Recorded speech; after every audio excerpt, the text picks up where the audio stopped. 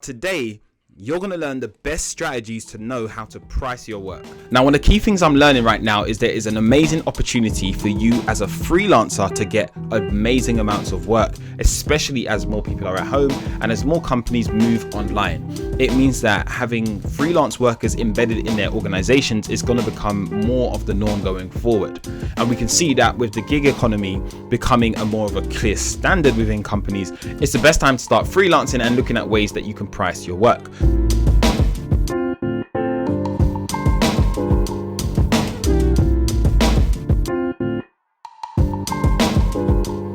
Hi guys, my name is Laith Wallace, where you can improve your life through creative advice. And on this channel, I share advice, tools, and motivation to help you become a better designer. And really, I'm going through a series now. I'm talking specifically to freelance designers. The first thing you want to do is you want to research your industry. You want to understand what is the average cost to hire you as a designer, a UX designer, UI designer, web designer, for where you are. You know, understand, are you charging £50 an hour, £100 an hour, £120 an hour or more? What is the cost that it means for you? And when you know what is currently in the marketplace, you understand, okay, cool, this is the average that most companies are charging. Look at the lower end if you're just starting out and try and be 10 to 20 pounds over for 10 to $20 for those in other parts of the world. But the key thing you want to do is try not to start being the cheapest on the block. And if you can, play around with your pricing.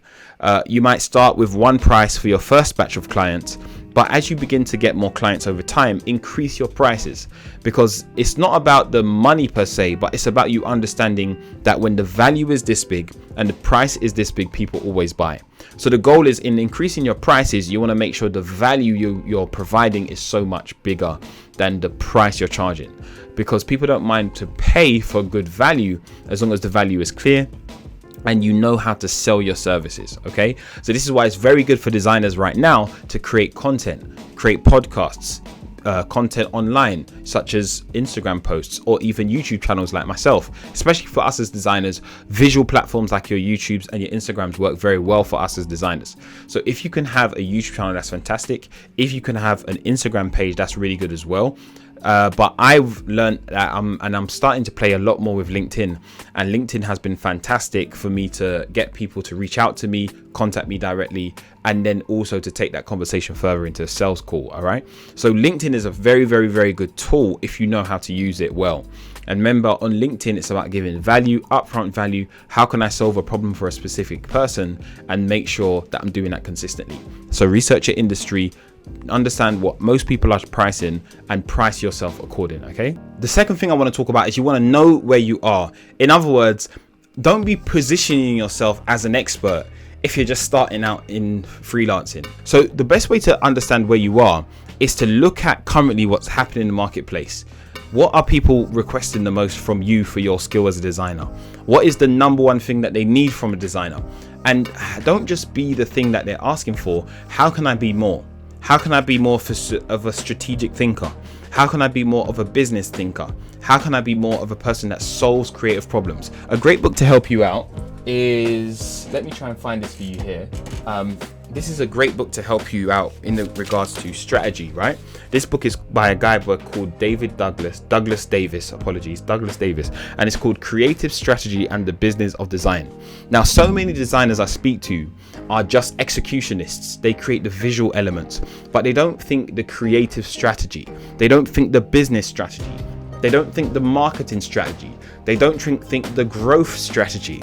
A great book on growth is this book called Hacking Growth by Sean Ellis. It's a brilliant way for you to take what you're doing as a designer and begin to think deeper about how what you're doing as a designer can impact the business and business problems.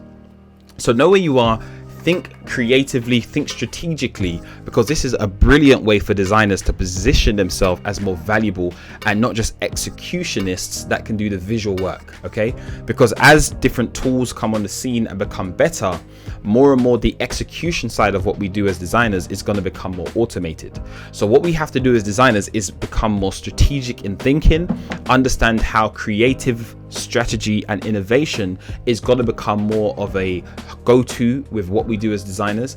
And these are the human aspects of what we do that at the moment automation cannot overcome. All right, so begin to think more strategically, understanding how you can position yourself and solve real business problems other than just, you know, designing a new icon or picking the right colors and fonts and stuff like that. Okay, the third thing you want to do is you want to calculate your overheads and calculate your rates. And a great way of doing this is, I personally believe in value-based charging, where you charge not based upon an hourly rate, but you charge based upon the value you provide. And the more strategically you think, is the more value you provide. Okay, and if you want, let me know in the comments if you want me to make more videos about value-based charging. But I have got other videos, so if you look here, I'll go to my other video on value-based charging. Okay, but the key thing you want to understand is when you calculate what you do, look at it from a rate perspective. Go to this website. It's called referralrock.com, referralrock.com/your rate. You'll be able to calculate your annual income, your hours, and your week in regards to what you want to take off in weeks in holiday, and you begin to get a rough estimate in what you should be charging per hour as a good gauge as to what you should not be going less than. It's a fantastic tool for you to know, okay, if I'm calculating my overheads, you know, cost of my laptop, cost of my, you know, design tablet, cost of my Adobe subscription per month, my Sketch subscription per month, or my Figma subscription per month, whatever the tools are that you're using, what is it costing you? Understand what all these costs are and factor that into your pricing as well, because these are the tools that you use to execute on your work, but make sure all of that is factored into your cost. I remember early on as a freelancer, I would consistently undercharge for my work, and then I would get to the end of a project and not really have as much profit. And that is because I didn't understand about value-based charging, and I didn't understand about embedding the costs of running my business.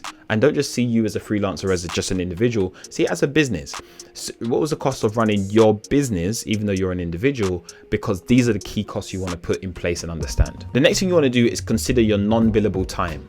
What's your admin costs? What's the time to do any legal work? Put that into your costing as well. Make sure you factor that time in. That might be an hour a week, 2 hours a week. Client management. These are key things that you've got to be mindful of that add to your costs. So even if you may say, oh, this web design job might take me 8 hours or 10 hours or 15 hours, to do the client management, back and forth, draft changes, all of that stuff right there might cost you an extra 4 or 5 hours. So try to think bigger than just the actual execution work of what you're doing. Think about that non-billable time, that admin work, that, you know, client management work that you need to factor in when you're costing out your jobs as well. Another thing you want to understand is how you can be flexible with how clients can pay you. And the key thing you want to do is, maybe clients don't need to pay everything up front. Maybe clients can pay in 2 or 3 installments, like 50% upfront, 25%, 75% of the way through, and 25% on completion. Or it could be 50% in the beginning and 50% upon completion. Or you could do 60% in the beginning and 40% upon completion. Be flexible in the way that your pricing is done for your clients, because that will also allow clients to not have to commit everything up on front. They know, okay, if anything goes wrong, there's 50%. And if you can put in some kind of after 2 weeks or after a month, this money is non-refundable. If you choose to do that, you can have that in your legal contracts. So the more flexibility there is around pricing. Now, I don't mean around the cost of the job. I mean around the pricing, how the pricing of what you're doing is paid to you. These are where you can be flexible so that the payment terms is adjusted for your clients. So you may have a standard where you have 50% in the beginning, 50% on the end. That's fantastic.